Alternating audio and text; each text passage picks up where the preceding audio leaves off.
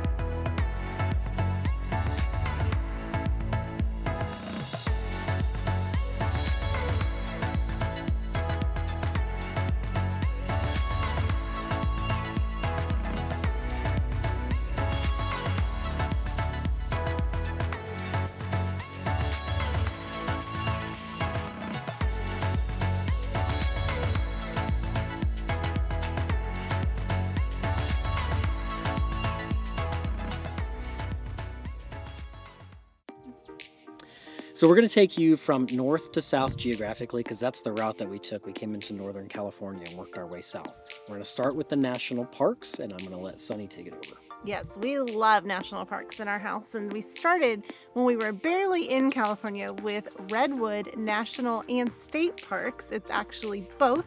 We discovered when we were there, and it's one of my favorite national parks. It is just beautiful, and it's like being in an enchanted forest everywhere you go. South of there, we stopped in San Francisco. Wait, San Francisco has national parks? Why, yes, it does. Alcatraz prison is actually a designated national park.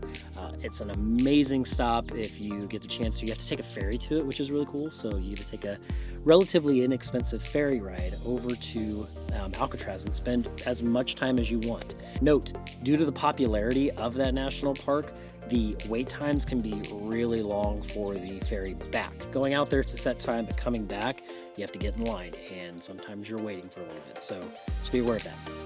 Also in San Francisco is the Goldengatebridge. Now that's not a stop that we actually made physically, like we didn't stop at the park, but we actually boated under it, and we drove over the top of it. Yeah, actually, Sunny and Steele drove over the top of it twice. I took Brielle and myself over to Six Flags for that day, but the four of us went over at a different day over the Golden Gate Bridge. And then back to the national parks that maybe you think about, one of the most famous in the country is, of course, Yosemite National Park, where Brandon picked up one of his favorite hats. He wears it all the time. But we also got to see some of those views that you see online all the time, like El Capitan and Half Dome. Some of the waterfalls still had water coming down even in the fall when we were there, but we've heard in the spring there's even more water, and that's really a prime time for that. But it's a beautiful national park. It's huge, so plan to allow at least a few days. We ended up spending about 5 days exploring different sections of Yosemite. And finally, the last national park that we stopped at in California was Joshuatreenational Park, about an hour away from the Palm Springs area. It's desert pretty much the entire way. You've got giant rocks, huge cactus gardens. There's actually a spot there that has, I don't know, tens of thousands of these cactus, and it was just amazing. I was kind of like, a bunch of cactus, we've seen it, but when we pulled up to it, I was really in awe of the amount of cacti that are there. There's lots of individual cactus and multiple cacti. And that wraps it up for the national parks. We're going to switch over to the cities and sort of what we consider just areas of California. So there's large metropolitan cities, and then we're going to go into some of the towns and areas. But we're going to do this again geographically, north to south. So for this, we actually decided to go ahead and lump in all of Northern California because there's just so many little towns that we stopped at along the way, and they're relatively the same. Now, there are some differences, obviously, as you go, but I think for the most part, Northern California, and probably Northern Californians will tell you this, Northern California is pretty separate from the rest of the state, and it's kind of its own area. Beautiful, beautiful scenery. That's where Redwoods is. That's where beaches. There's beautiful beaches right on the coast. Amazing beaches up north, right? They are cold, but that's to be expected in the Pacific, so just be aware of that.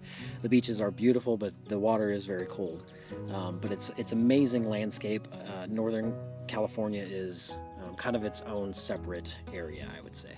Yeah, and like Brandon said, it doesn't feel like Southern California, and I think because of the size of the state, you see everything. So once we came south out of there, we went into wine country. Of course, Napa is one of the most famous parts of California, but there's a whole area of wine country outside of Napa as well. So we explored the whole region, including downtown Napa. And we'll get into some details on that as we get into later in the video when we talk about expenses, because wine country is going to be sort of the top of that list over there.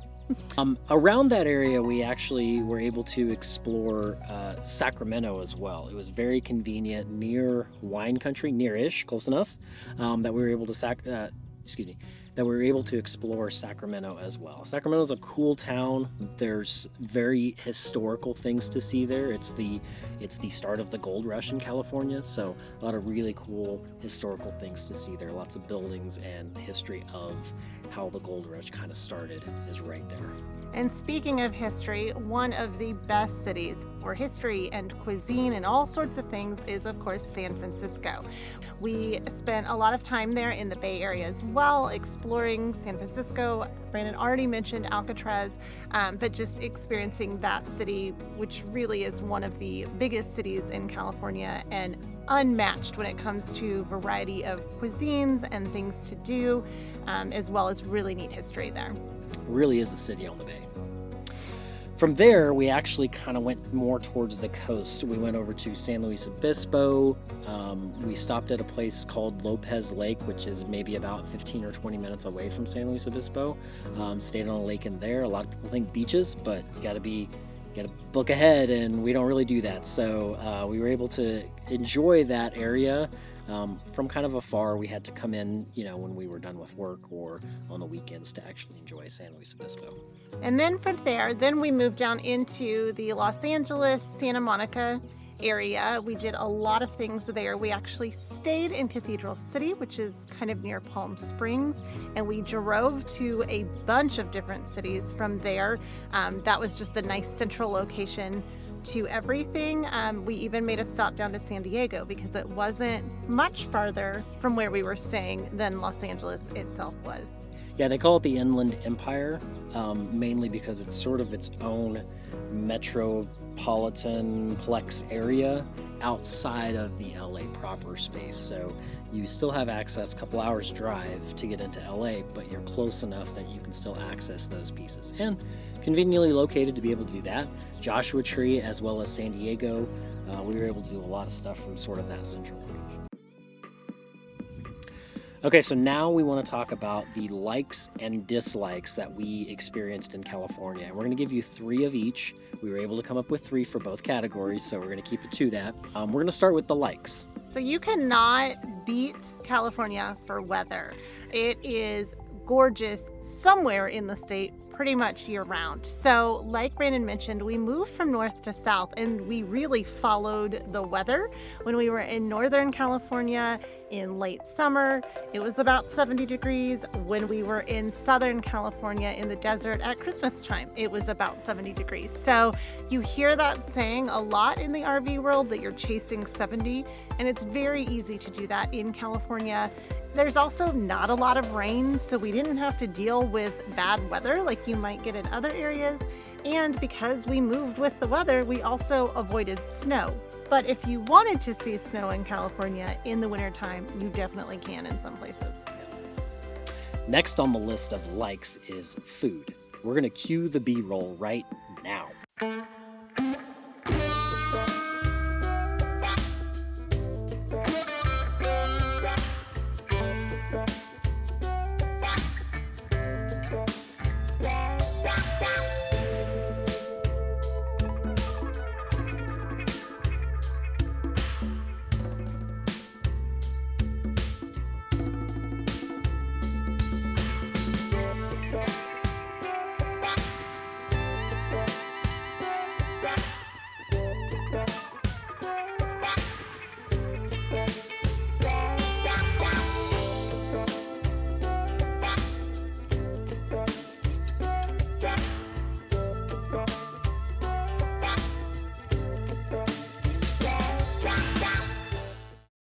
Food in California really is hard to beat. There's a little bit of everything. Burgers, you can have really any type of burger. If you want a completely unhealthy triple stack cheeseburger, go for it. If you want a guacamole infused veggie patty, you can get that. If you want seafood, if you want Asian, if you want Mexican, you've got everything there. I would say San Francisco has probably the most diverse food that I've ever seen. Now, I can't get past the smell of San Francisco. That's neither here nor there. But the food is really hard to beat. Specifically for me, it was the Asian food. Yep. The Asian food in San Francisco is amazing. There's this awesome Thai place that I actually found years ago. We didn't go this time, but I found it years ago, and it's an amazing place to eat. We stopped at a hot pot, and We threw down on Chinese hot pot. I don't think I could move for 3 days after eating all of that food. Yeah, San Francisco has such a variety of food. Really, the whole state. You really can't go wrong anywhere you go in California for food. If you are a foodie, go there. Not New York and Chicago and all those other places the East Coasters talk about. Go to California, specifically San Francisco, and you can go to LA too if you want more of the Mexican or American fares, I would say. LA is probably your best bet for those types of foods. Well, and if you are listening to this thinking, oh my gosh, I eat healthier than that, don't worry, because almost everywhere we went, you could order your sandwich or your burger the California way, which means sprouts and avocado and healthy things. I'm a big fan of vegetables, and I love avocados. That's one of my favorite toppings on anything, and you can find that everywhere. There's beautiful farmers markets because, again, the weather is great, so they happen year round. It's a great agricultural state. They can grow a lot of things. So yeah, great food everywhere. But I do agree with Brandon. In San Francisco, I really enjoyed the clam chowder in a sourdough bread bowl that I had, but just a very big variety of options food-wise. And additionally, just like that variety of food options, you have great scenery everywhere you go. You can be at the beach, you can be in the woods, you can be on a mountain, you can be in a desert. There's just, again, because of the size of the state and the vastness of it, you can see any type of climate or like scenery, so many things to do, whether you ski or you hike or you swim, you surf, you've got it all in California. All right, so we told you lots of great things about California, but not everything is perfect all the time. So what about the things we did not like? Like Brandon said, we're going to bring you 3 different things that we did not like about California. I'm going to kick it off with the connectivity. Now, this was a surprise to both of us. We got into California expecting to have very good internet signal. Unfortunately, literally the first place we stopped at, we had no connectivity. None. Let me rephrase that. Roaming. We had 1 bar of roaming. I tested the speeds. We had 1.4 megabytes of download speed. We had 0.004 upload. So we were not able to stay there. Unfortunately, we did have to leave. And we actually found that in a lot of places in California, shockingly, that the connectivity was just awful. And it didn't really matter if we were in a larger city area or if we were in sort of the middle of nowhere. In California is a relative term, but the middle of nowhere, which is, I would say Northern California to most Californians, the connectivity was awful. And when we were in Northern California, the whole town lost power. Yeah. Towards the end of winter. Yeah, it was wild. I was just shocked that the internet connectivity was so bad in a lot of places in the state of California. Absolutely, yeah, which for us as digital nomads, that makes it impossible to work, which meant a lot of hassle moving and trying to find new places, which leads me into my next one. Sometimes it's hard to do that in California because there are people everywhere. If you... Poor Brandon can't handle the crowds. If you want those primo spots, you do have to book way in advance, like Brandon referenced. Otherwise, you're going to be further away from the places you're trying to go, and especially in a rig the size of ours. Now, granted, we came into California with a slightly smaller one, but still big. It's not that much. Yeah, we've grown just a little bit. But the amount of traffic And like Brandon said, middle of nowhere, you can be a long way from anything and still be sitting in bumper to bumper traffic in California. And almost anything you go to that is even remotely touristy, not even like the big things, but even, oh, there's a beach here that people might want to walk on. It's very, very crowded. So if you are somebody that does not like that when you travel, California may not be your favorite place. So to give you a frame of reference to when my mom came into town and we went to San Diego, you can see that video. I'll post the link right here if you haven't seen it already. But when she came into town, I had to take her back to the airport. She had a 5 or 6 a.m. flight out of Ontario, and we were in Palm Springs. So we had a couple-hour drive from Palm Springs into Ontario. This is a.m. So we leave the camper around 2 o'clock in the morning to get to the airport in time so she can catch her flight. There was still traffic. It was insane. Like for 2 hours, there was traffic on the highway going into In the LA. middle of the night. I've never seen any other place like that. Well, in the GPS too, if you tried to figure out how long it was going to take you, it would say average estimate 35 minutes to 2 hours and 10 minutes, like a very vast span depending on time of day. Is there a wreck? What's going on? So it's a lot. The entire state is crowded. No matter whether you're just getting in from the north end or leaving from the south end, there's people everywhere. So yeah, definitely what Sunny said about it just being bumper to bumper, it's constantly that way. That's traffic, but that's also anything you go look at. It's bumper to front end, I guess. I don't know how we would describe from a people perspective what that would look like. There's some ways to describe it, but not YouTube appropriate. You probably have footage of people jumping in front of us I'm at sure. various things. Yeah, we actually do. So yeah, you can show some of that when we were trying to film in places and people just everywhere. Yeah.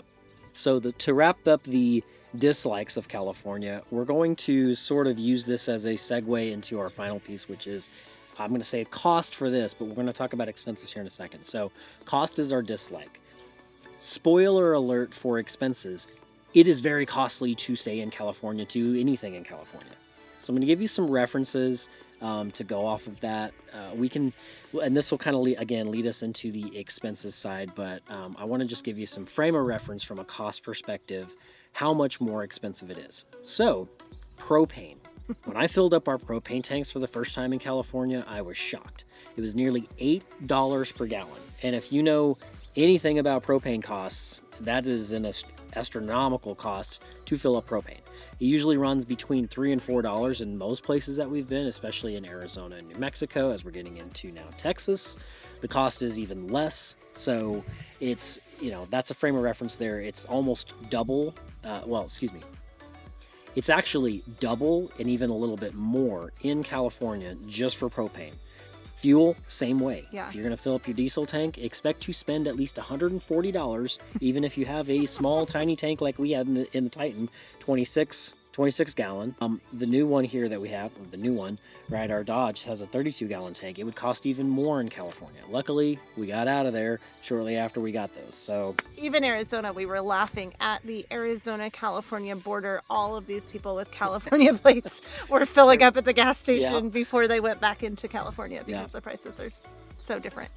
So not only fuel, food is also way more expensive. And I'm not even talking about restaurants, though. We already know that stuff is going to be more expensive in California just because they can. But the food itself at a grocery store is astronomically priced.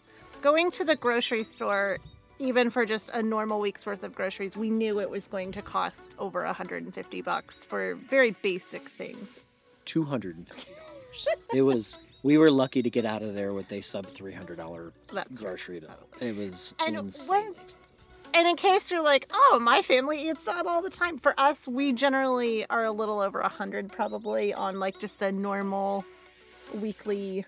It's hard to say because we move a lot. But our most recent one, we bought a little bit of everything. 55 items, I do remember that. 55 items, and the bill was $162 in Texas. So, yeah, we were able to feed a family of four for $162 in Texas. That would run us about $300 in California. So, food at the grocery store, food at a restaurant, food off the side of the street is expensive. It doesn't matter where you're going to get it from, you're going to pay.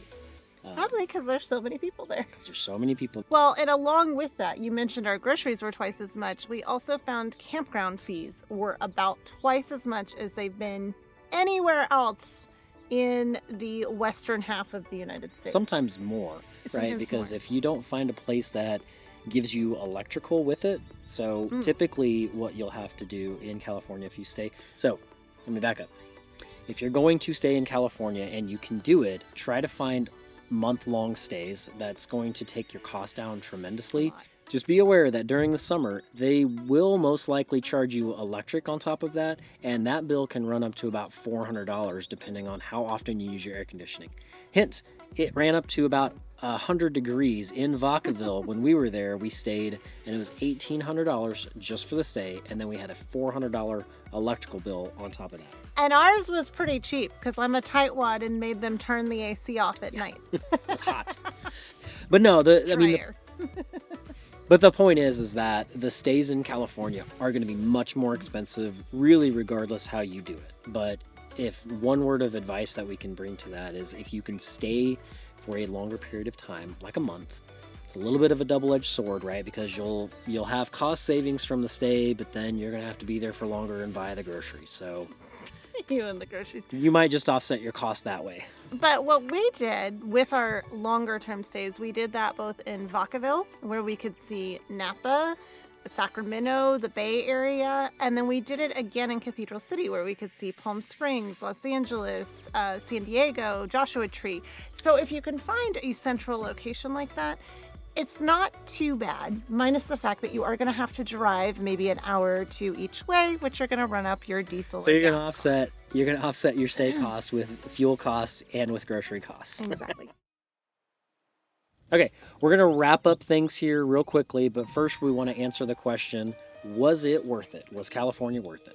So I think it was to go see the bucket list type items that we wanted to see. If you have never seen the Golden Gate Bridge in person, you should do that, I absolutely think. Or you've never been to Redwoods, or even Los Angeles or San Diego, which to me, San Diego is the closest city to Hawaii that I've been to outside of Hawaii. So I do think if you have never been there, you should go check it out. Just be aware that it is going to be more expensive. You might need to plan accordingly. And if you don't have a huge block of time, you may have to take multiple trips because there is just so much to see. I think it was worth it just so we could check the box, right? We've done a long stay in California. We've done the entire state, with the exception of actually Eastern California. So we'll get into that in a second. So yeah, I believe that it was worth it just so we can, as RVers, check that off of our list of things that we did. Yosemite, cool place. I'm glad we got that. I'm glad I got the hat to show for it, and we got the magnet. So yeah, I think it was worth it going there. This though leads into, would we go back?